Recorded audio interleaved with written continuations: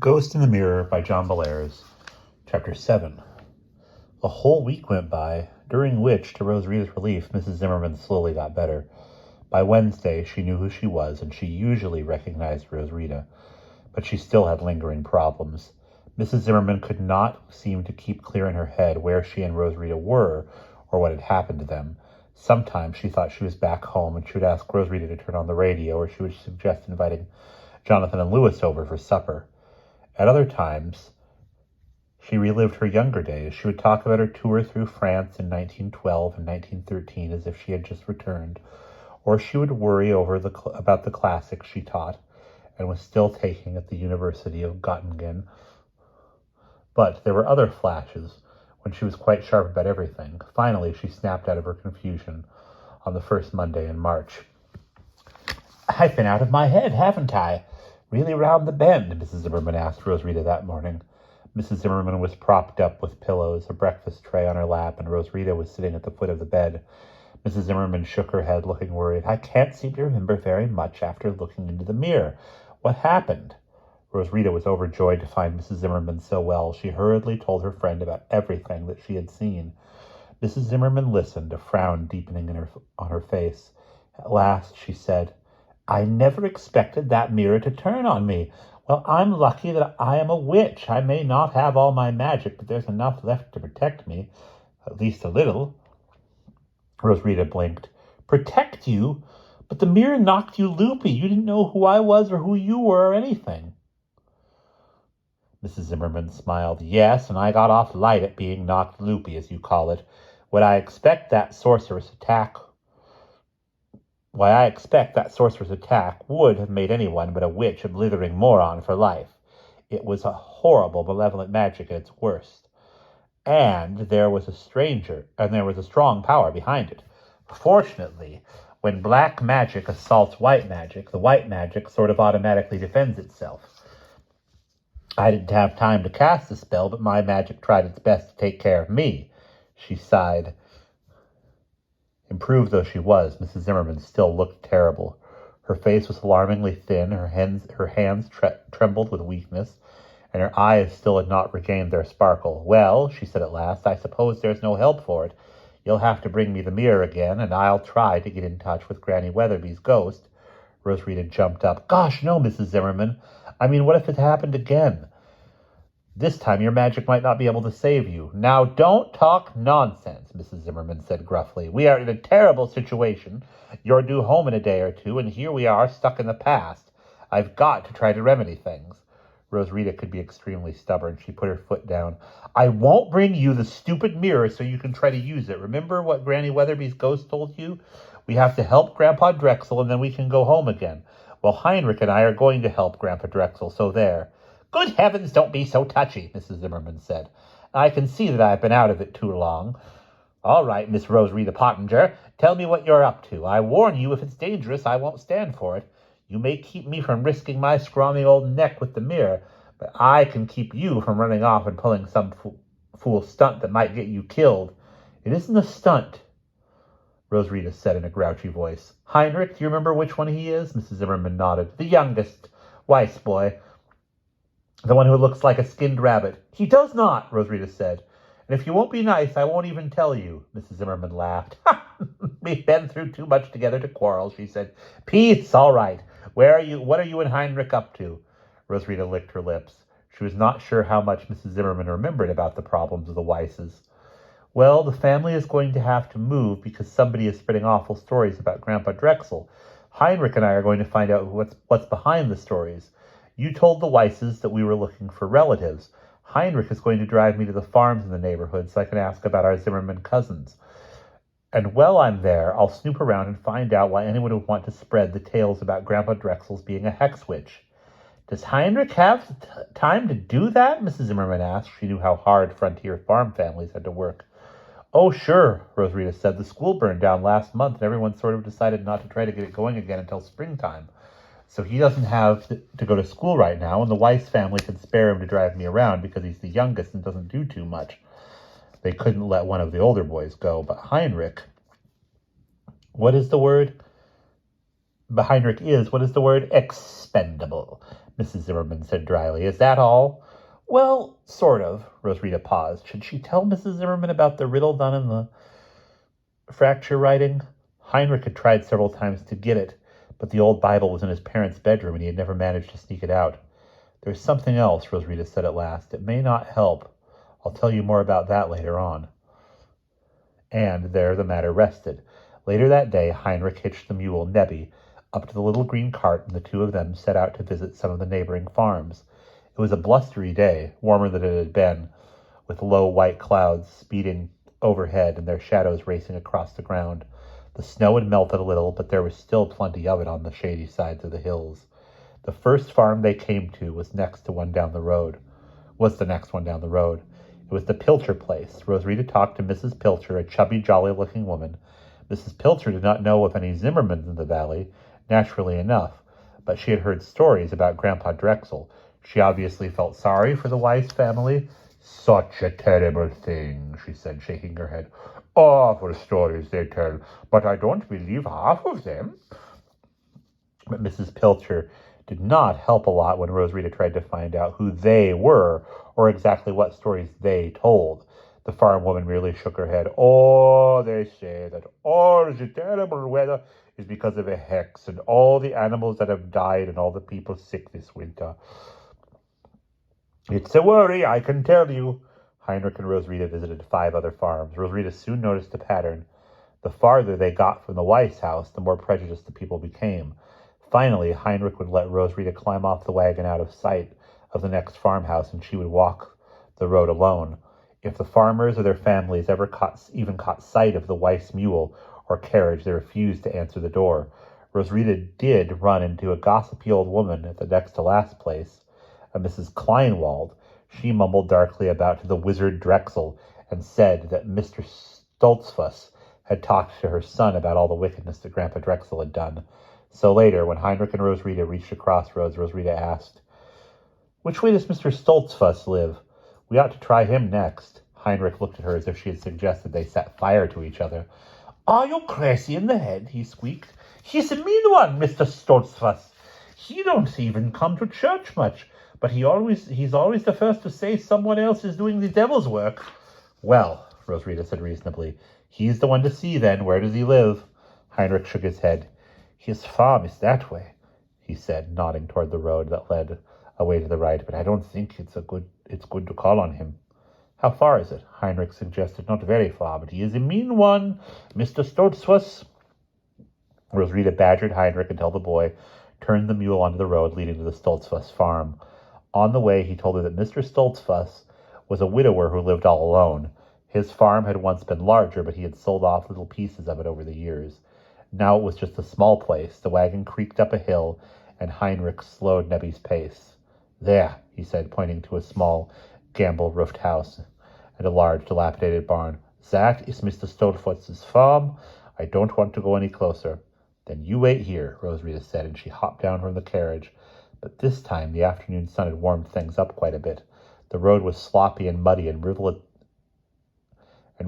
of water ran from the melting banks of snow. Rosita walked carefully, but her sneakers soon got soaking wet. She didn't much like the look of Mr. Stoltzfus's house as she approached it. It was much smaller than the Weiss house. It had 2 stories, but it was all one block, not a central house with 2 wings, like the Weiss place. And about half the windows had been broken. Boards were nailed over them. The remaining windows looked dark and dingy. The whole house was a weathered gray. It had not been painted in a long time. Rosita walked right up to the front door and knocked. No one answered her second knock or her third. Thinking that maybe Mr. Stoltzfus was in the barn, she headed around the back of the house. As she passed the window, she could not resist peeking in. What she saw made her stop and stare. She tiptoed to the window and shaded her eyes with her hands. She was looking into a weird room. The walls were painted with hex signs, dozens of them. A long black table in the center of the room and a black trunk were the only furniture she could see. Lying on the table was a sword, and beside it was an incense burner, a brass contraption that looked like a little fireplace and chimney. Rosita was looking past a stack of books that had been carelessly placed on the windowsill. She squinted through the dirty glass. She could see the front cover of one of the books and the spine of a second. The first book was called The Sixth and Seventh Books of Moses, and the second was The Long Lost Friend. Just then Rosarita heard a sound.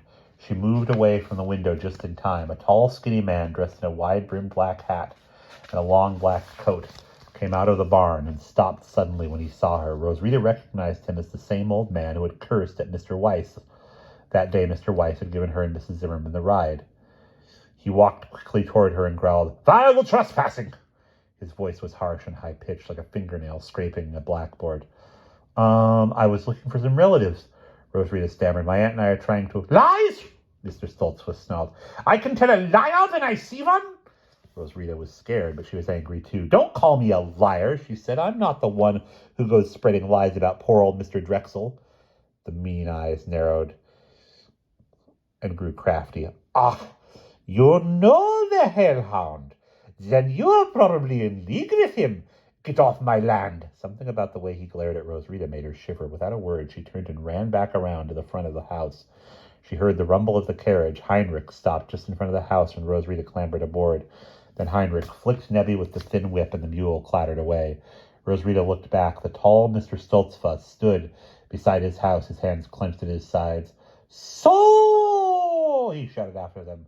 "Another little spy! I'll take care of you." The rest of his threat faded in the racket of the mule and wagon. Poor Nebby was about as frightened as Rosarita had been. And for the first time that day, he actually made good speed. Heinrich had some trouble controlling him. Rosarita looked back. Stoltzfus stood in the center of the road behind them. He was waving his arms in a strange way, and all of a sudden, Rosarita felt very sleepy and dull and dreamy. When Heinrich spoke, his voice sounded thin and faint, as if it came from far away. "We can go on to the next crossroads and then come back to the high road not far from our farm." "Let's do that," Rosarita said. She hated to admit how scared she had been. They got back to the farm not long before sunset. Rosarita found Grandpa Drexel sitting beside Mrs. Zimmerman's bed, giving her some more of the smelly green tonic. "Your aunt is better today," he said to as Rosarita came in. That was true, but Mrs. Zimmerman had a long way to go. She had slipped back into confusion earlier in the day, Grandpa Drexel said. Now she was better again, but she still was so drawn and haggard that her appearance worried Rosarita. The drink that Grandpa Drexel had prepared did its work, and soon Mrs. Zimmerman was sleeping. Rosarita told Grandpa Drexel about the day's expedition and about what had happened. When she was about to describe the books she had seen through Mr. Stoltzfus's window, she paused. For some reason, she could not bring herself to mention them. It did not seem important to her, and so she said nothing about the hex signs or the black table or the stack of suspicious books.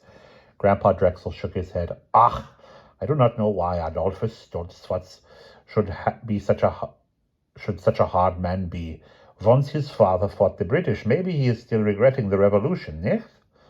Grandpa Drexel rose on his shaky legs. He trembled with exhaustion as he reached for his box of herbs and medicines. Rosarita said, "I'll help you with that." She carried the box to Grandpa Drexel's room. He asked her to put it on a shelf beside his bed. As she did so, Rosarita paused. She stared hard at some books on the shelf and reached out to touch their spines. She read their titles, The Sixth and Seventh Books of Moses and The Long Lost Friend. They were just like the two books she had seen through Mr. Stoltzfus's window. Rosarita turned to tell Grandpa Drexel about Mr. Stoltzfus's books. Her tongue would not work. She fought to speak, but she could not say a word.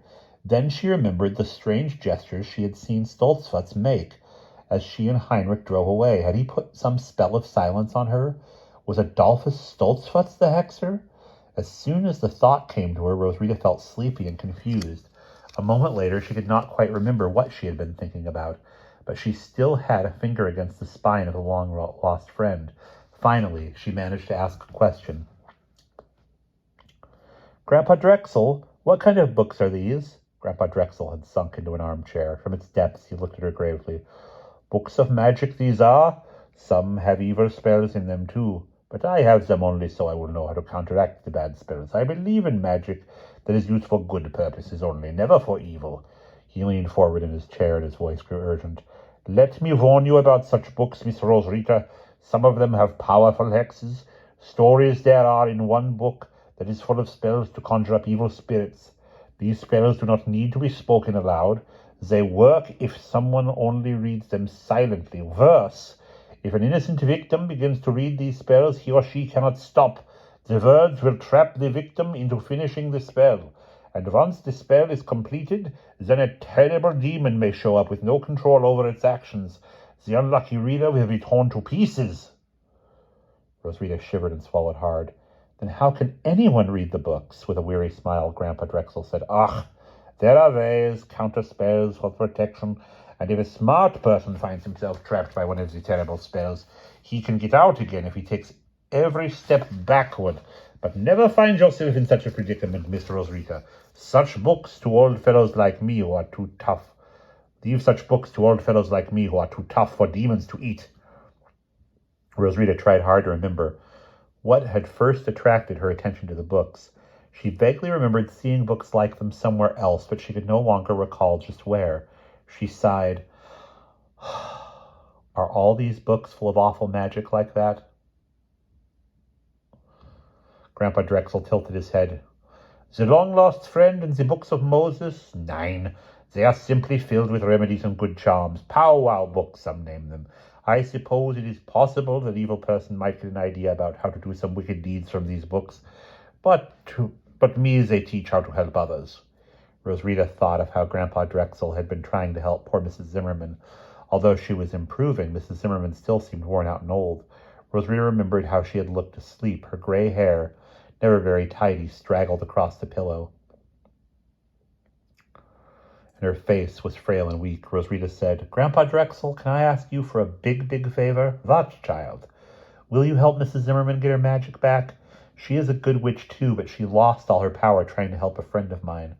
Roswitha told Grandpa Drexel about the horrible moment when Louis had almost been lured to his death by a vengeful spirit, and how Mrs. Zimmerman had put everything she had into saving him. Grandpa Drexel closed his eyes. After a long time, he whispered, "Ja, it is a pity. Such courage and love should make Mrs. Zimmerman lose her magic. There may be a way. Come." He led Roswitha into a small room on the second floor of the house. It was a sort of attic, jumbled with old furniture, broken lanterns, and other odds and ends. Mr. Drexel searched until he found a wooden chest. He opened it, and from within he took a small crystal, just like the one that Hilda had shown her, except this one was dark.